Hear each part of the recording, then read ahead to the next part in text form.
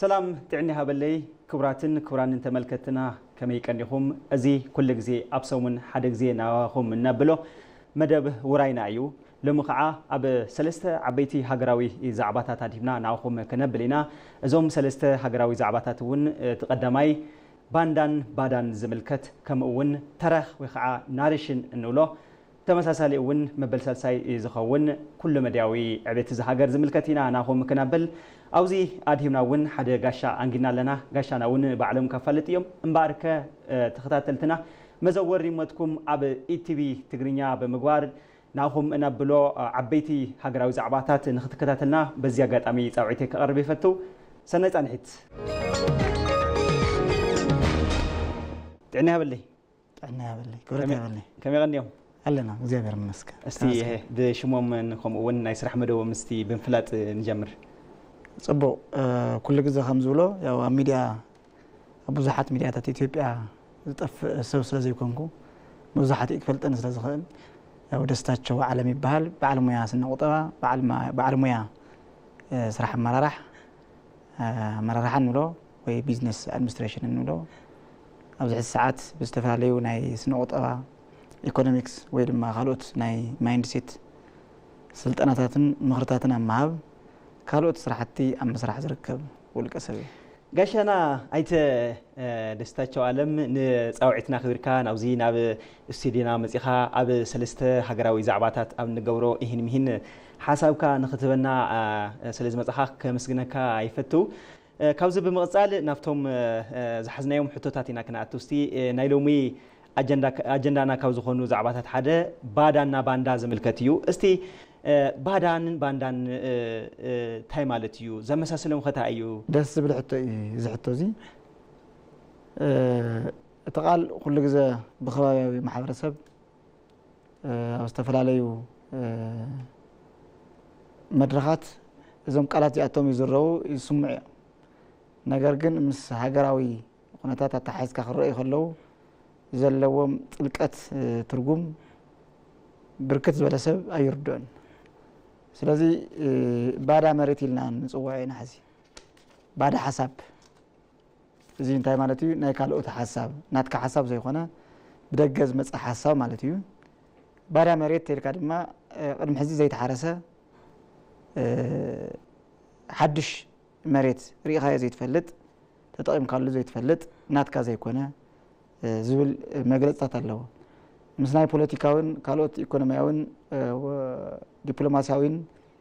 ምስ ሃገራዊ ጉዳያት ክናተሓዘ ከለና ትርጉሙ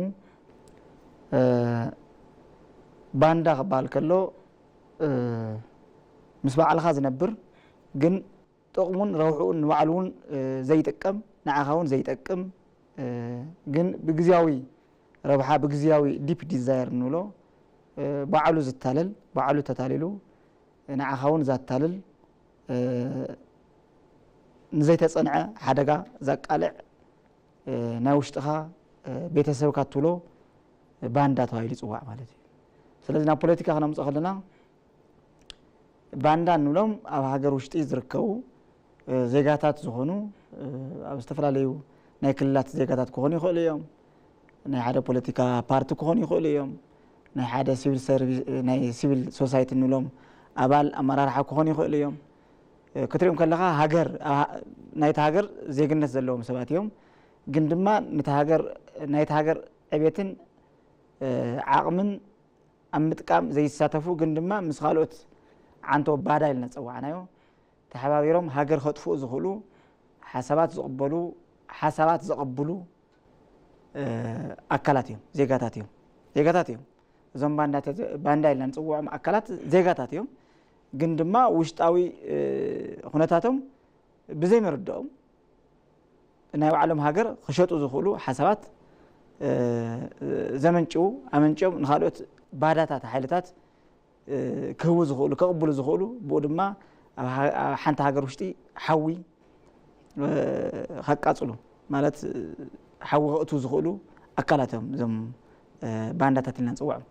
ተዓንቶ ባዳ ዝበልኩኻ ግን እዚኦም ካብ ሃገር ወፃኢ ዜግነቶም ኢትዮጵያዊ ዘይኮኑ ዜግነቶም ናይ ሓንቲ ሃገር ዜግነት ዘይብሎም ግን ብደገ ዝነብሩ ኣብታ ሃገር ውሽጢ ዝተፈላለዩ ጥቕሚ ንምድላይ ናይቲ ሃገር ውሽጣዊ ትሕዝቶታት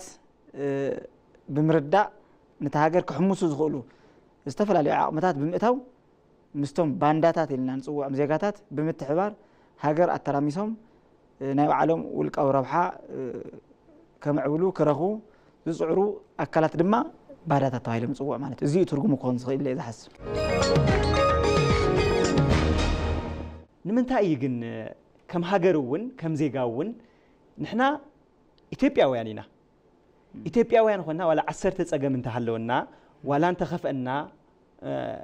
ኣብ ናይ ዓድኻ ኣብ ናይ ህዝብኻ ጉዳይ ግን ምስ ናይ ካልእ ዓዲ ተሓዊርካ ምስራሕ እዚ ልክዕ ኢልካ ዶ ትሓስብ? ልክዕ ኣይኮነን። ንምንታይ ልክዕ ዘይኮነ ሓደ ዜጋ ግደፎሞ ቱ ኣብ ሃገር ውሽጢ ዝነብር ዜጋ ዘለዎ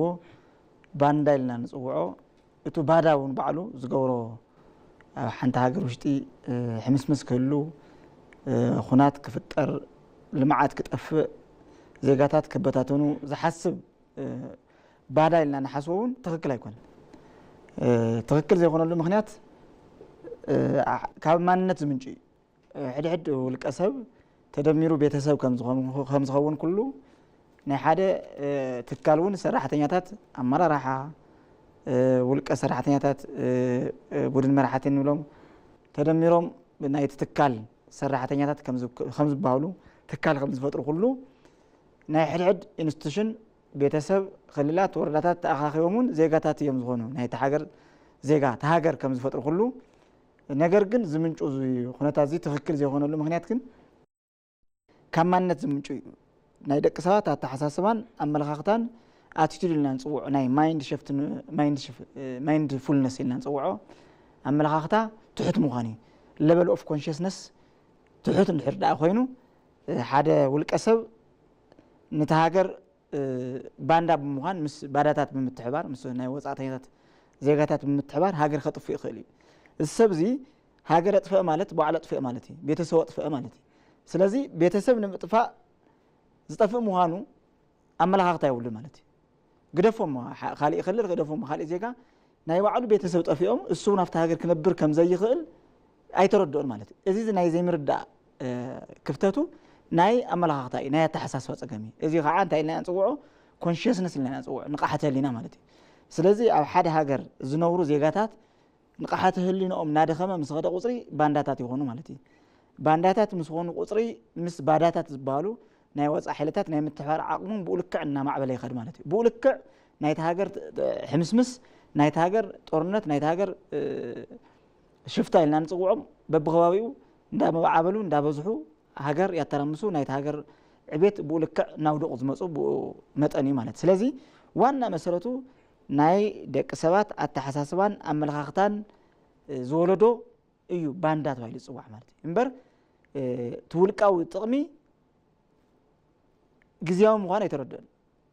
ኩሎም ቁሳዊ ነገራት ይትረፍዶ ማለት ብሃገር ደረጃ ክንሪኦ ከለና ኩሎም ቁሳዊ ነገራት ጠቐምቲ ኣይኮኑና ይበሃል። ሂወት ዘድሕኑ ቁሳዊ ነገራት ኣለዉ። ጥዕና ዝሰኣነ ጥዕና ክህልዎ ዝተፈላለዩ ኣብቲ ሃገር ክጥቀሞ ዝደሊ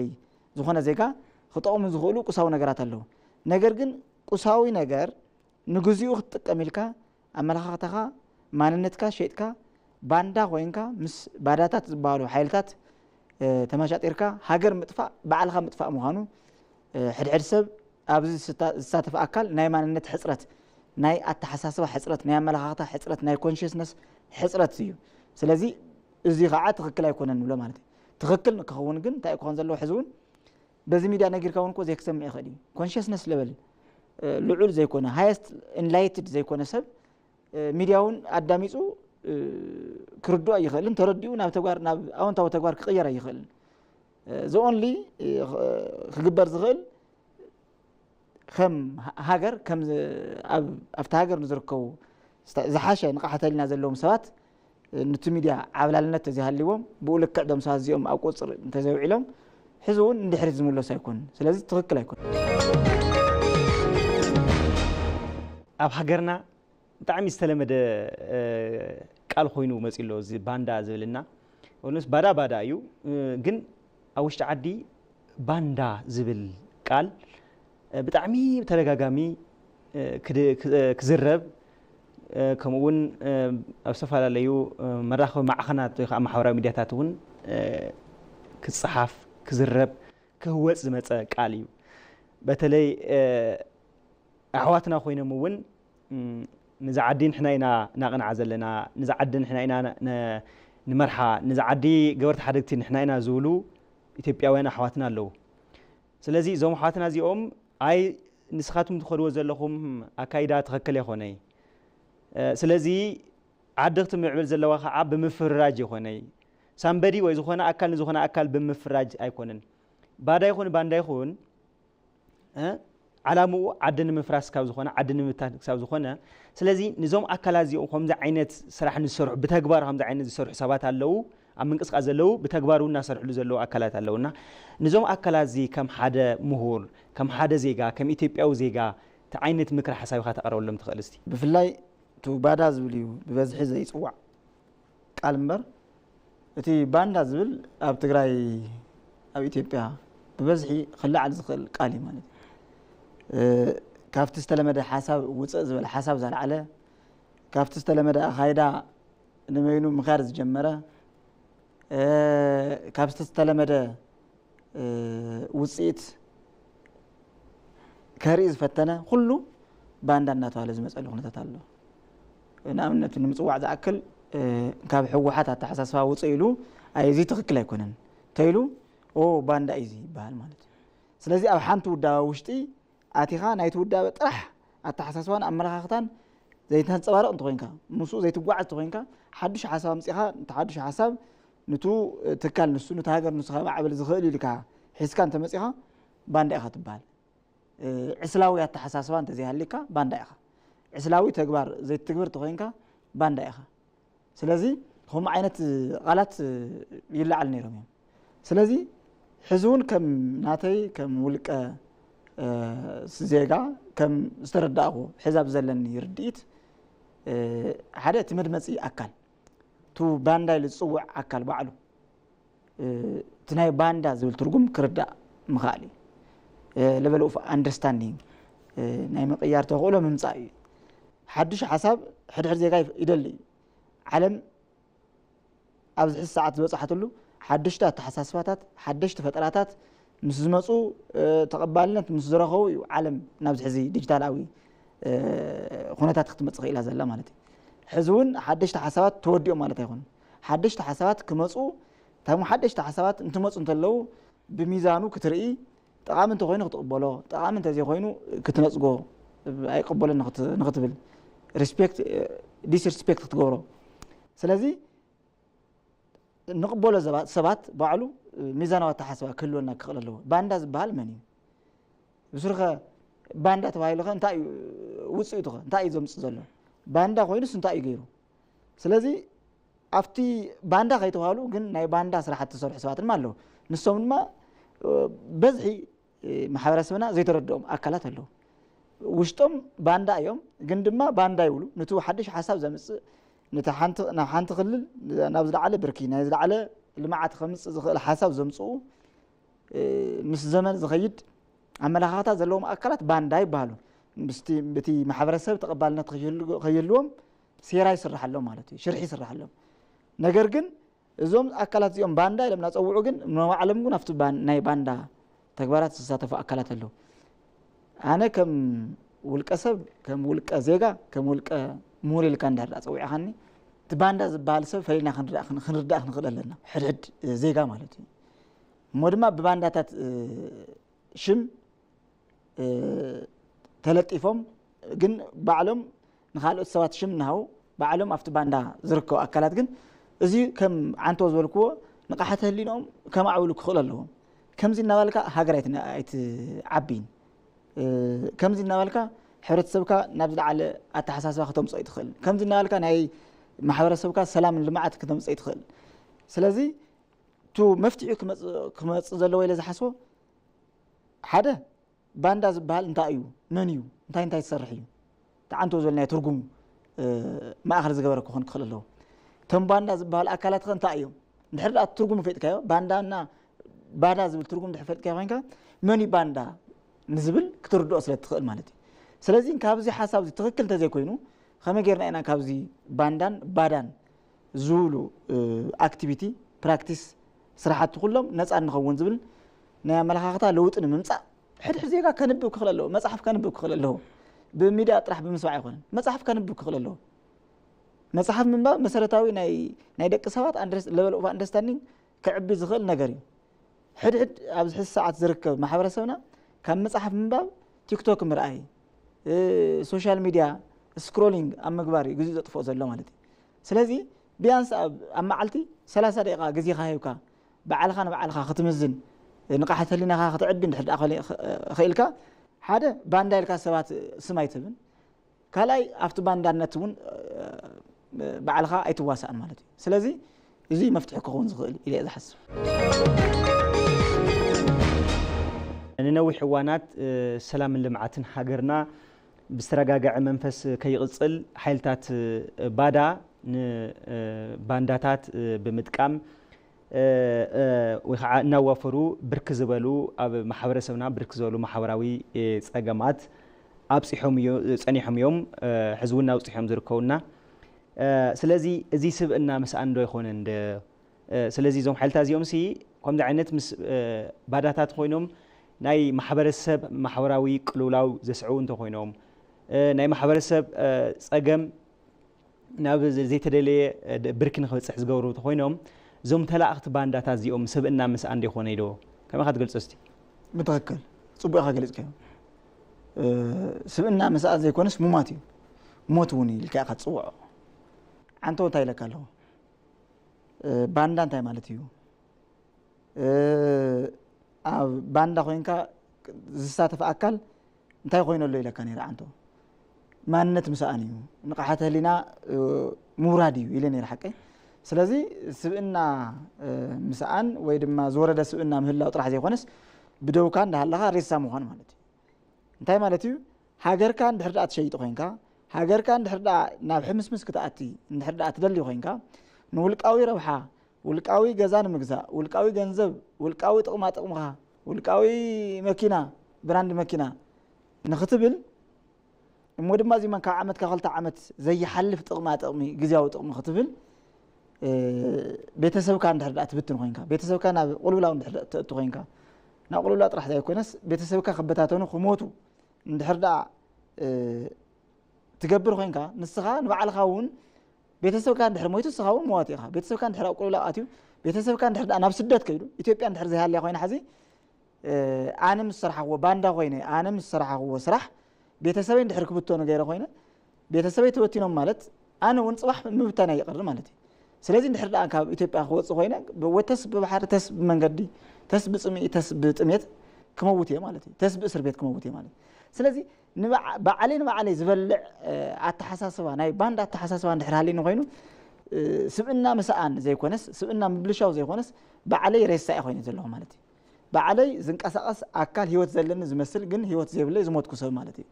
ስለዚህ ባንዳ ማለት ዝሞተ ሰብ ማለት እዩ ብህይወት እንዳሃለየ ዝንቀሳቐስ ሬሳ ግን بهوت زيله ززارب ግን ዝዛረው ዘይፈልግ ተሐሳስባ ድረቀ ዝገጠሙ ሰው ማለት yes هم ኢልካ ትገልጾ ትኸዲኻ ስለዚ level of consciousness ዝሞተ ሰብ ድማ level of consciousness ዝሞተ እንድሕር ኮይኑ የለን بهوت የለን ስለዚ ናይ ማንነት ቀውሲ ኢልካ ትገልጾ ማለት እዩ ናይ ባንዳ ኮይንካ ሃገርካ ክትሕምስ ማሕበረሰብካ ክትሕምስ እንድሕር ተላዕልካ ኮይንካ እዚ ድማ አንቶ ዘለና ፈትዮም ኣይኮነ ዘምሳ እዚኦም በዚ አጋጣሚ ነዚ ንኹራት መድመጽትና ተመልከትና ክንብሎ ዝግባአና እዞም ናይ ባንዳ ተሐሳስባ ባንዳ ኢሎም ሽም ዝህቡ ዘለው አካላቱን ናይ ዓለም ርድኢት ዝጎደሎም ባንዳ ኮይኖም ሃገር ዝሕምሱ ዘለውን ናይ ማንነት ጸገም ዘለዎም ምዃኑ ተረዲና እዞም ሰዋዚኦም ካብ ምጽራፍ እዞም ሰዋዚኦም ካብ ምጽላእ ካብ ምግላል አቅሪብካ እዚ ትክክል አይኮነን ብምባል ክዛረው ዘረባውን ሪአክሽን ዘይመሃብ ግብረ መልስ ዘይመሃብ ዘይተረድኦም ናይ ማንነት ቀውስ ዝገጠሞም ሰባት ስለዝኾኑ እዚ ማንነት ቀውስ ድማ ክሳብ መወዳእቱ ክኸር ስለዘይኽእል ክቀየር ስለዝኽእል እዞም ሰባት እዚኦም ብኡልክዕ ክሳብ ዝቀየሩ ብትዕግስቲ ሕድሕድ ዜጋ ዝተረድኦ ሰብ ብዝተረድኦ መንገዲ ጥራሕ ምኻድ እምበር እዞም ሰባት እዚኦም ብምውቃስ ግብረ መልሲ ብምሃብ ናይ ሃገር ለውጢ ክመጽእ ይኽእል ስለዚ ናይ ማንነት ቀውስ ጥራሕ ዘይኮነስ ናይ ህይወት ዘይምህላው ዝተቃወሰ አተሓሳስባ ምህላው ዝቕፅል ሕቶና ኢና ክነኣቱ እቲ ዝቕፅል ሕቶና ተረኽ ወይ ከዓ ብትግርኛ እውን ፅዋ እናተባህለ ይፅዋዕ እዩ ብእንግሊዝኛ እውን ናሬሽን እንብሎ ብብርኪ ሃገር እውን ኣብ ተረኽ ወይ ከዓ ናሬሽን ወይ ድማ ብኣማርኛ ትርክት እንብሎ ናይ ለውጢ መንግስቲ ብዛዕባ ትርክት ዝምልከት ዝተፈላለዩ ምሁራን ብምዕዳም ብመንግስቲ ደረጃ እውን ኢትዮጵያ ከም ሃገር ኮይና ንኽትቐፅል ቅድሚ ሕዚ ዛጥፋእናዮም ጥፋኣታት ቅድሚ ሕዚ ሒዝናዮም ዝመፀና ፅቡቃት ነገራት ሒዝና ብምኻድ ኮይኑ ግና ቅድሚ ሕዚ ከም ሃገር ክቕፅልና ዘይኽእሉ ነገራት ዝሓለፉ ሰርሕናዮም ነገራት ንጎኒ ብምግዳፍ ወይ ንዓኣቶም ብምውጋድ ቶም ፅቡቃት ሰርሕናዮ ፅቡቃት ሒዝና ከም ሃገር ከዓ ኣወንታዊ ለውጢ ናምፀሎም ሓድነት ሃገር ክነጠናኽረሎም ኣብ ዝኽእል ከምኡ እውን ሕብረ ብሄራዊት ኢትዮጵያ ክነሃንፀሉ ኣብ ንኽእል ዛዕባታት ሃቂኑ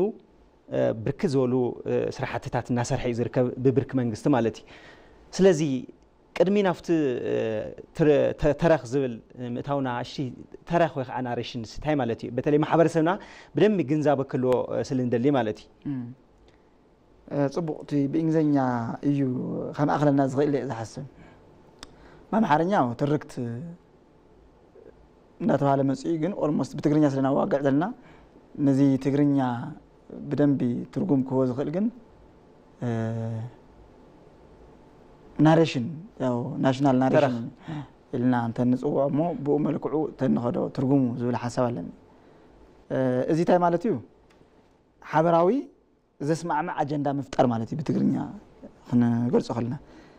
ኣብታ ዓንቶ ዝንገልጾም ዝነበርና ሓደ ሃገር ዝነብሩ ዜጋታት ህዝብታት ማሕበረሰባት ዝተፈላለዩ ሃይማኖት ዝተፈላለዩ ተቋማት ዝተፈላለዩ ክልላት ዝተፈላለዩ ብሄራት ዝተፈላለዩ ቋንቋታት ኣለው ኣብ እዚኦም ዝተፈላለዩ ነገራት ኣብ ሓንቲ ሃገር ዝነብሩ ኣካላት እዮም እዞም ኣካላት እዚኦም ሓደ ዝገብር ኣተሓሳስባን ኣመለኻኽታን ርድኢትን ኣጀንዳ ማሕበራዊ ኣጀንዳ ምፍጣር ማለት እዩ እዚ ናሽናል ዲያሎግ ስልና ንፅውዕ ማለት እዩ ስለዚ ትርጉሙ ሓበራዊ ናይ ሓበራዊ ሃገራዊ ኣጀንዳ ምፍጣር ኢልና ንፅውዕ እዚ ብዝተፈላለዩ እዋናት ኣብ ዝተፈላለዩ ዓለማት ነቲ ኦንሊ ሃገራት ኣብዚ ሕዚ ሰዓት ብዓለም ለኸ ዓለም ናብ ሓንቲ ትመፃሉ እዩ ዓለም ለኻዊ ሓደ ዓይነት ኣጀንዳ ይክህሉ ዝግብኦ ኖት ኦንሊ ሃገራዊ ዓለም ለኻዊ ኣጀንዳ ክህሉ እዩ ዝግብኦ ማለት እዩ ሕድሕድ ውልቀ ሰብ ኮይኑ ዝተፈጥረ ብተፈጥሮ ማዕረ እዩ ቻይና ስለ ዝኾነ ብቂሑ ብኻሊእ ቅርፁ ካሊእ ሰብ ክትብል ኣይትኽእል ሃገራት ብደቂ ሰባት ማለት ዝተኸለለ እምበር ብፈጣሪ ዝተኸለለ ኣይኮነን ቋንቋውን ብኡ ልክዕ ማለት እዩ እዚ ክንብል ከለና ብዙሕ ሰብ ዘይክርዶ ይኽእል እዩ ስለዚ ክልላት ብደቂ ሰባት ዝተኸለሉ ንምምሕዳር ክጥዕሙ ዝተኸለሉ ክልላት ኣብ ሓንቲ ሃገር ዝርከቡ ክልል ብሰብ ዝተኸለሉ ንድሕር ኮይኖም ኣብ መንጎ ሱዳንን ኢትዮጵያውን ብደቂ ሰብ ከም ዝተኸለለ ክፍለጥ ክኽእል ኣለዎ ስለዚ ሓደ ዓይነት ኣጀንዳ ይክህሉ ዝኽእል ኣብ ዓለም ሓደ ዓይነት ኣጀንዳ እንድሕር ሃልዩ ኣብ ሓንቲ ሃገር እውን ሓደ ዓይነት ኣጀንዳ ክህሉ ክኽእል ኣለዎ ንምንታይ ምሕደሩ ምእንታን በቲ ብቋንቁኡ ብባህሉ ብካልኦት መንነቱ ብሃይማኖቱ መሰረት ብምግባር ንምሕደሩ ምእንታን ክጥዕም ኣብቲ ሃገር ክህሉ ዝኽእል ሰላምና ልምዓት ብቀሊሉ ንምቁፅፃር ብቀሊሉ ንምምሕዳር ምእንታ ክምቺ ሃገራዊ ትርክት ክህሉ ክኽእል ኣለዎ ሃገራዊ ኣጀንዳ እሞ ድማ ሓደ ዓይነት ዝኾነ ኣጀንዳ ክህሉ ክኽእል ኣለዎ ዝተፈላለዩ ባህልታት ኣለና ዝተፈላለዩ ቋንቋታት ኣለና ዝተፈላለዩ ብሄር ኣሎ ዝተፈላለዩ ሃይማኖት ኣሎ ዝተፈላለዩ ተቋማት ክህሉ ይኽእሉ እዮም ግን ሓደ ዝገብር ኣጀንዳ ክህሉ ክኽእል ኣለዎ ዛት ናሽናል ናሬሽን ኢልና ንፅውዕ ማለት እዩ ስለዚ እዚ ትርጉሙ ክኸውን ዝኽእል ነገር ግን እዚ ተረሲዑ ዓንቶ ምስቲ እንብሎ ዝነበርና ብዝተቃወሰ ማንነት ናተይ በኢጎ ንብሎ ብእንግሊዝኛ ማለት እዩ ሰልፊሽነስ ንብሎ ማለት እዩ ንኢትዮጵያ ሃገር ዝገበረ ሃፀይ ዮሃንስ እዩ ንኢትዮጵያ ሃገር ዝገበረ ሃፀይ ምኒልክ እዩ ኖኖ ሃፀይ ቴዎድሮስ እዩ ኣረ ኣላ ኣበነገባ هاي لسلاسة با إزي يقوي ناتي بتحنت بير عنده بستفعل قانقات ببير جزعنا ولا كنيرة حزيا بحنت خلل استمسرت بحنتي قانقا بزي أقطامي يا وسفحي أجندة سلسخونة أحنت قبابي زنورو أكلات بناي وعالم سممع أو كيدز فتروه مرة دي أمري implication قانقا إلنا نصور سلزي بقى بير مسريتك مدمات نايتي بيركا حد أكل نحرالي وناتي إلك تصوع مالتي سلزي أم حراي أي نيتيب أزجبرة من اللي هات سلاسي نحرز بالخوينا تقرأي نو هات يوحنس يو الله يو تقول الحين من يهات يوحنس تقرأي جربو من يهات من اللي أم حراي جربو سبي بقى عنده كوش هينا لنا كل سو معري سلزي هاجراوي أجندا كلهم تغينوا كل سو معري بزبل ما بقى بقى كتر لك تقراوي سلازخونه تقرينيا سلازدارو تقراوي زي نو ناي تقراوي كتلو يتخل ام حارنيا سلازدارو زي نو ناي ام حارق كتلو يتخل اورومنيا سلازدارو زي ناي اورومي كتلو يتخل سبيو كله بقانقا بخواوي ابكيد زلمدو زغونه قانقا الله እዚ ቋንቋ እዚ ከመራረድ ዝጥቀመሉ እምበር ዝተፈለየ ብፈጣሪ ዝተዋሃቦ ጥራሕ ተፈልዩ ዝተዋሃቦ ነገር ኣይኮን ኩሉ ሰብ ብዛዕበየሉ ከባቢ ብዛዕበየሉ ባህሊ ብዛዕበየሉ ሃይማኖት ብዛዕበየሉ ቋንቋ ናይ ባዕሉ ማንነት ሒዙ ከዓቢ ክኽእል ይኽእል ነገር ግን ከም ሃገር ክትሪኦ ተለኻ ግን ከም ዓለም ክትሪኦ ከለኻ ግን ኩሉ ሰብ ማዕረ እዩ ስለዚ ሃገራዊ አጀንዳ ክህልዎ ዘኽእል ነገር ኣብ ምህናፅ ድማ ኩሉ ሰብ እጃሙ ክዋፃእ ዝኽእል ኩሉ ሰብ ማዕረ ኢሉ ኣተሓሳስባ ንቃሕቲ ህሊንኡ ክብ ዛበለ እንተኮይኑ ጥራሕ እዩ ስለዚ እዚ ናተይ እዩ ዝብል ነገር ገዲፍካ እዚ ናና እዩ ናብ ዝብል ሰልፍሽነስ ካብ እንታይ ናተይ ዝብል ድሕሪ ሃልዩ ኮይኑ ናፍቱ ናብ ይጓይ ክትመጽእ ዘለኻ ማለት እዩ በቃ ስኻ ዝተዘረብካዮ ትኽክል ስኻ ዝገበርካዮ ትኽክል ካልእ ዝገበሮ ጌጋ ካልእ ዝሰርሖ ካልእ ዝሓሶ ሓሳብ ጌጋ ትብል ተኮይንካ ሃገራዊ ትርክት ክመጽእ ይኽእል ማለት እዩ ስለዚ ናተይ ዝብል ነገር ገዲፍካ ናና ናብ ዝብል ኣምር ምኻድ this is national narration ትርክት ወይ ከዓ ደሞ ተረኽ ንብሎ ብእንግሊዝኛ እውን ናሬሽን ንብሎ ከም ሃገር ንብርክ ዝበሉ ዘመናት ዋጋ ከፊልና ይመጽ አንተ እውን ትገልጸ ነርካ ዝኾነ አካል ካብ ዝኾነ ቦታ ስለ ዝመጠ ወይ ካብ ዝኾነ ማሕበረሰብ ስለ ዝተፈጠረ ተወገንሱ ወይ ተአካልሱ ኣብ ዘመን ስልጣኑ ኣብ ዘመን ግዜኡ ኣብ ዝመርሕሉ ዝነበረ ሰዓት ጠንካራ ጎንን ደካማ ጎንን ኣለዎ ኢና ስለዚ ተአካልሱ ወይ መንግስትሱ ኣብቲ ግዜ ስዑ ዘመሓደር ዝነበረ አካል ካብቲ ማሕበረሰብ ስለ ዝወፀ ነቲ ጥፋኣት ክሳብ ዘጥፍኦ ወይ ከዓ ድማ ነቲ ጽቡቕ ነገር ጽቡቕ ስለ ክሳብ ዝገበረ እዚ ነገር እዚ ጉዳይ እዚ እኮ ዝጥፋእ እዚ እኮ ናይ እከለ ማሕበረሰብ ያጥፊዎ ስለዚ እዚ እከለ እዚ እውን ዝዓዲ እዚኣ ጽቡቕ ሰሪሑ ናይ እከለ ማሕበረሰብ እዩ ስለዚ ዝዓዲ እዚኣ ብናተይ ተወላዲ ወይ ብናተይ ሰብ እዩ ዝዓዲ እዚኣ ሃኒፃ ስለዚ እከለ ኣብዚ ኮንትሪቢሽን ወይ ከዓ ድማ ኣስተዋፅኦ ይነበረካ ምንም ዓይነት ስራሕ ይሰርሓካ ዝብል ሕዝና ዝመፃና ዝተሰሓተ ርዲት ኢትዮጵያ ኣብዚ ሕዚ ሰዓት በፂሓት ዘላ ንኽበፅሕ ጌርና እዩ ስለዚ ዝርድዚ እዚ ንምውጋድ ዝርዲ እዚ ንምፍታሕ ንምቕራፍ ከም ብርካ ሃገር ብናይ ለውጢ መንግስታዊ ዝሕዚ ሰዓት ንሕና ኢትዮጵያውያን ንዘመና ዝመፃናዮ መንገዲ ዝተሰሓተ ነይሩ ስለዚ ትጽቡቕ ከም ጽቡቕ ሒዝና ንኸድ ተሰሓተ ግን ኣሪምና ዋላ ቶም ዝነበሩ ሕማቃትን ጽቡቃትን ዝሓለፉ ዘመናት ዝነበሩ ናይ ኩላትና እዮም ስለዚ ከም ሃገር ከዓ ናይ ናትና ወይ ናይ ኩላትና ዝገበር ናትና ንብሎ ትርክት ወይ ደሞ ናሬሽን ሒዝና ክንጓዓዝ ኣለና እዚ ክንፈጥር ኣለና ኢሉ ብብርክ መንግስት እውን ብርክ ዝበሉ አጀንዳታት ብምቕራጽ ስልጠናታት ብምሃብ እናሰርሕሉ መጽ እዩ ክሳብ ሕዚ ግን ዘይተረድኦም ወገናትና ኣለዉ እዞም ወገናት እዚኦም ናይ ሓባር ኢትዮጵያዊ ዝመስል ትርክት ንፍጠር ወይ ደሞ ተረኽ ንፍጠር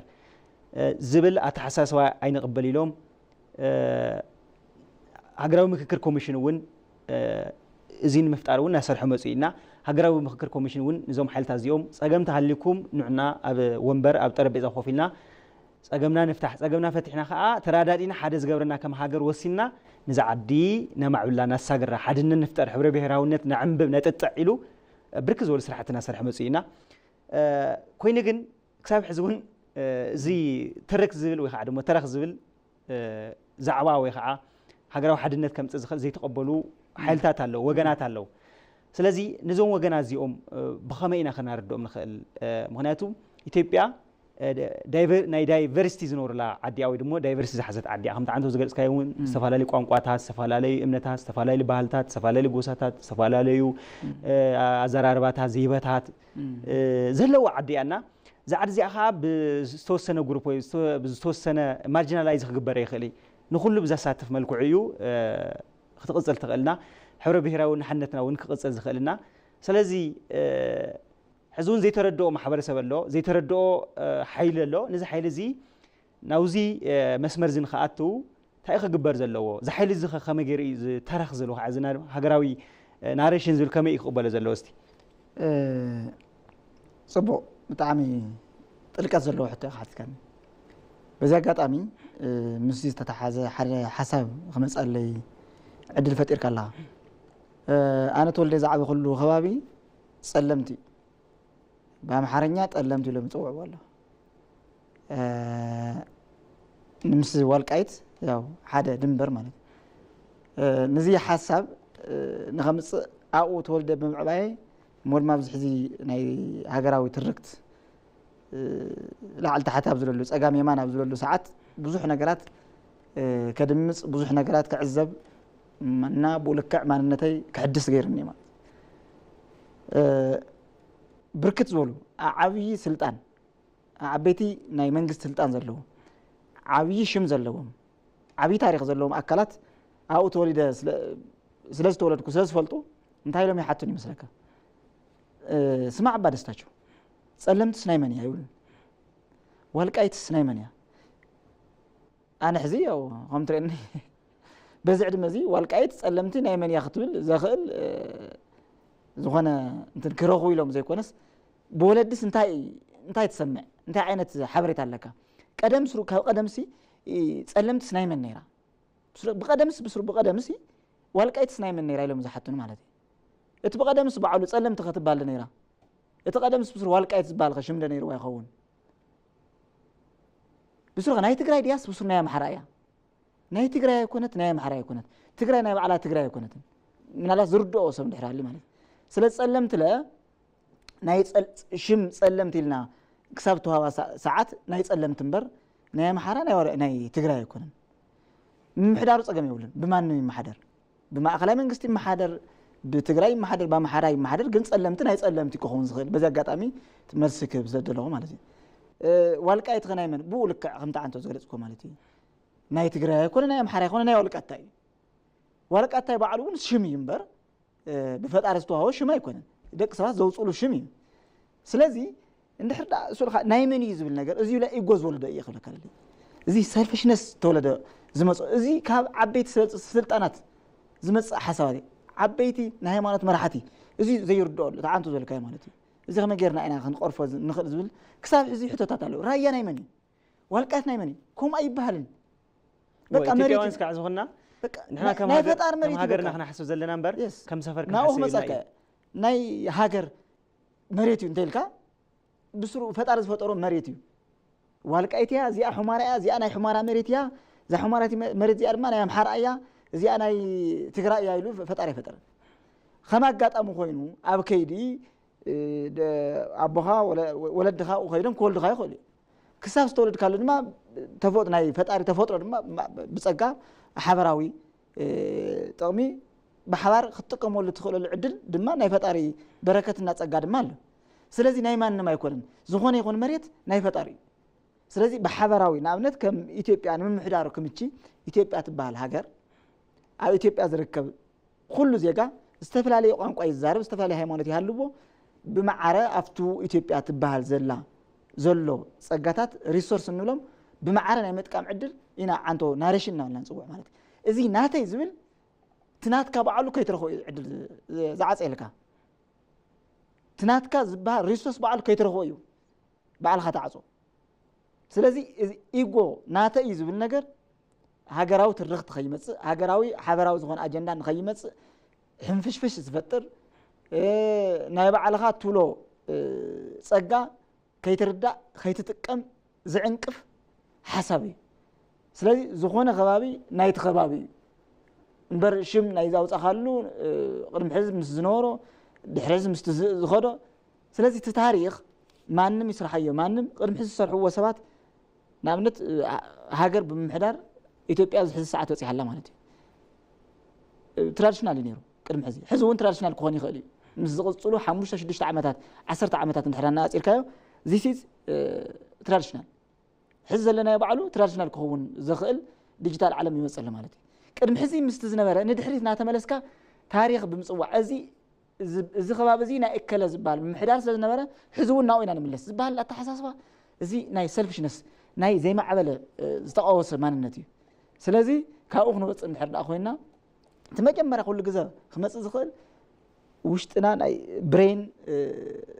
ብሬንስቶርም ኣተሓሳስባ ኢና ክናጽር ዝግባአና ብሩሽ ክንገብሮ ዝግባአና ኣተሓሳስባ እዩ ዝኣልታዊ ኣተሓሳስባ ቅድም ሕዚ ዝነበሩ ናይ ዘይጠቕሙ ኔጋቲቭ ናሬሽን ናብ ፖዚቲቭ ናሬሽን መምጻእ እንተዘይኽእልና ሕዚ እውን ብቅድም ሕዚ ዝነበሩ 100 ዓመት 200 ዓመት ዝነበረ ምሕደራ ዝነበረ ኣተሓሳስባ ክንምለስ ፈቃደኛታት ኮይና ኣለና ማለት እዩ ስለዚ እዚ ካብዚ ዘይወጹ ደቂ ሰባት ካብዚ ዘይወጹ ፖለቲከኛታት ምስ ቅድም ሕዚ ዝነበረ ናይ 100 ዓመት ዝነበረ ናይ ፖለቲካ 100 ዓመት ምስ ዝነበረ ናይ ሃይማኖት ኣተሓሳስባ ክኸዱ ዝደልዩ ኣካላት እዮም እዚ ከዓ ክመጽእ ዝኽእል ብኣተሓሳስባ ንጹህ ዝኾነ ማንነት ኣብ ምምጻእ ዕድል ኣለዎ ሕዚ ሰፊሓት ዕድላት ኣለዎ ንምንታይ በዓልኻ ንኽተዕቢ ኣተሓሳስባኻ ንኽተጽሪ ተግባርካ ንኽተጽሪ ንኣዎንታዊ ሓሳብ ንኣዎንታዊ ተግባር ንኽትመጽእ ዘኽእሉ ብዙሓት ኣማራጽታት ዘለዎ ዓለም ኢና ዘለና ስለዚ ብሃገር ጥራሕ ዘይኮነስ ብዝተፈላለዩ ንእሽተይ ሰፈር ዘይኮነ ክንበኣስ ዝግባአናስ ከም ዓለም ለ ኣብዚ ሕዚ ሰዓት ናብ ሓደ ንመጽእ ኣሎ ኩነታት ስለ ዘሎ እዚ ናተይ ዝብል ኣተሓሳስባ ብሱር ከም ደቂ ሰባት ክጠቅም ዘይኽእል ዝወረደ ኣተሓሳስባን ኣመለኻኽታን ሬሳ ዝኾነ ማንነት እዩ ምስቲ ዘለና ግዜ እውን ክንጥቀመሉ ናይ መወዳእታ ሕቶ በፂሕና ኣላ ኩሉ መዳዊ ዕቤት ሃገርና ወይ ደሞ ኩሉ መዳዊ ዕቤት ኢና ክንርኢ ኣብ ሃገርና ኣብዚ ሕዚ ሰዓት ብርክ ዝበሉ ስራሕትታት እናሰርሑ እዮም ብርክ ዝበሉ ልምዓታት እናለምዑም ዘለው ከም ሃገር እውን ናይ ለውጢ መንግስቲ እውን ኣብ እዚ 7 ዓመታት ብርክት ዝበሉ ንሃገር كعوي زخلو نهاجر كساجر زخلو معبالتات الناس رحمة زيو بقولك عون فتنات قلت مهم جن نزوم فتنات ذات يوم تصاويرو أبزح الساعات إثيوبيا نزيجاتها متشو وخا معرتي هاجر نهون تياتركبنا متماسس على ون نتوريزم متشو تيزخانة هاجر أم هنا تون بركزوا لسرحة الناس رحي متماسس على ون أب هاجراوي دليت وخا ناشنال إنترست نورا أب هاجراوي تقمتها ون نيتوبيا خطأ مزخول اليوم بتحرك سحتة ون تسعة يوم أمرامون كم زوم زولو سرحة الناس رحي زلنا سبون جمرستي كل ما داوي مع بالز هاجر أو ساعة تايم السلستي بتعم سبو كل ما داوي عبيت زاجر كل جزء زولانا مس سنقطة مس إيكونومي تتحيزو ماكرو إيكونومي محياش خبر ريفورم خبر كله ساعات أستفرع لي ميداتات الناس أهو زوج نوركو حساب كم بعلمه يا إيكونوميكس زي ريفورم زي تغامي ريفورميو ناولكو حسابي هنا استفرع لي نا إيكونوميكس موران زي أيرد ونيرم بقلتاوي حسابي مزقلص ونيرم نو مس عبيت إذا هاجر مس نرودنت إذا هاجر زي إيكونومي ماكرو إيكونومي ريفورم تخكلا يكونن إذا هاجر تقامة يكونن ندحريت زملسيو ندحريت زملس طرح زي كونس نابترمس زاتيو بسرون عاد خطف زخير يزولو بركت زولنا إيكونوميكس مهارات زبالو أكلت حسابي ونيرم مالتي أنا قلت مستغل عليه ناي ولك أميراتات يكون ناي منجست أميراتات يكون زي ريفورم زي تخكلني ريفورمي مزلاليو حدا منجست غورز جبا ناي مجرشة تجواري تفسير مالتي وسانة توسين كم عينة وسانة تزي وسينك challenge كتحلف يتخيل challenge أنت زي حليفك obstacles زبالو نجارات أو كلمة خان تزي هالهم نسخنا عبي خايفون كان مالتي كمولك جازيت أنيا قصاي أو كيد خا تفعل عنك فاتات تزي هالهم نصر حاجة يخون كان مالتي نصر حاجة زي مخان كزرقة جزء السخا أو comfort zone كل جزء تنبر الحين كاي مالتي سلازي زي ريفورم زي ماكرو إيكونومي ريفورم بتغكل عبي وسانة بتذكر عبي challenge نجار قندم ما عبي challenge خبص حزقل وسان عبي لو تيز بعله دحريو مست وسان زي مصو عبيتي لو تاتلو نعمنت بترجع مزقل زلو ناي عبي قد بداسة أباي بحلمون بقى بإثيوبيا عامي بإثيوبيا إنجنير بنا إثيوبيا كابيتال زي بروجكت زي خزازم يتوهايلو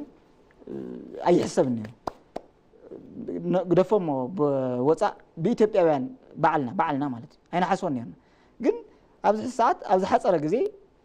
أباي نمرق بس حلو مالتي زي الميراكل عبي لوتي أبي إثيوبيا زي يردو أصلا نحرالي خبيتي أنا كمولكاي نعبر خويا ناولكاي خونكم كمولكا challenge إن حلفك أو تقول له ساعات بزحات يقطعت كورك خولي ما منقدي نجارجن نتولدي زحلف جن challenge مس حلفك بزحات مسوقات مسخفولو أنا بناي أورنت هيكون مسوقات زلوا أمناي يكون ما يقولوا معت بعلو مسوقات زخفولو نجارات اللهم مالته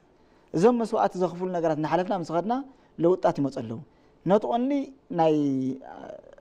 أباي هذي بناي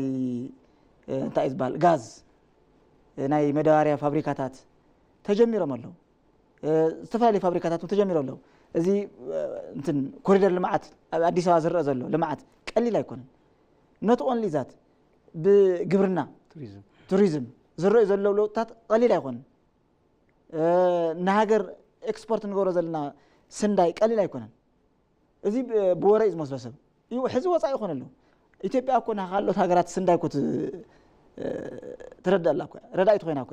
ንባዓልና ዘይ ፀገብና ይብል ኖ ትሪሶርስ አለ ህዝብ በዚህ አጋጣሚ ከም በዓል ማይ ኢኮኖሚክስ ቅድሚ 10 ዓመት ቅድሚ 6 ዓመት ዝፈሪ ካብ ዝነበረ ምህርቲ ኢትዮጵያ ብዕጽፊ ብዓጸርተ ብሽሕ ዕጽፊ ምህርቲ አለ ዘ ኦንሊ ንሮድነት ኢንፍሌሽንነት እንብሎ ዘለና ባተሓሳስባ ማይንድሴት እቲ ቅርሺ ቱ ቫልዩ ኦፍ መኒና ኦሪድና የምበር እቲ ምህርቲ አለ المحزز مزنمر شنكرتي أبز حزعت زمر زل شنكرتي برودكت أونين نلو حزي بركت زبالي المحزز فري زنمر مهرت سنداي أبز حزعت زفر زل مهرت سنداي بتعم بزحي نجرجن يلن تهايل صواع زل بأمره ينبر على سلازي بزحات بركت زوالو لو تطات يرأي زلو بمحبراوي أبتعنا أب تكنولوجي أب إيكونومي وربحة استفرالي لوطات توريزم عبيت لوطات ناري زلنا ازي كقصل لما منغستنا يسرح زلنا منغستي دغاف ما عبي لوط يخمص زخل بزحات لوطات لو ነገር ግን خالي ميديا او خالي بروجرام خنقصل لهم نخون تسفا قبر يقنيلي دستاچو ناوزي ناو ستودينا مصيخا ابزوم سلسته هاغراوي اجنداتات صفح زله مبري سلازاوكنا كبرتي هابلنا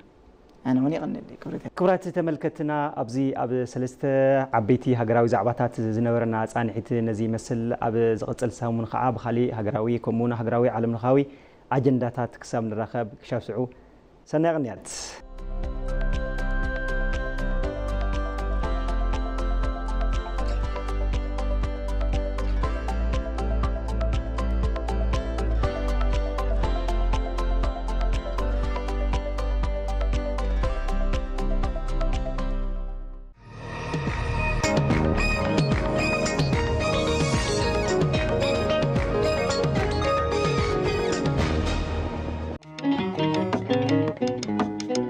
ሁሉ ሀብት ያላት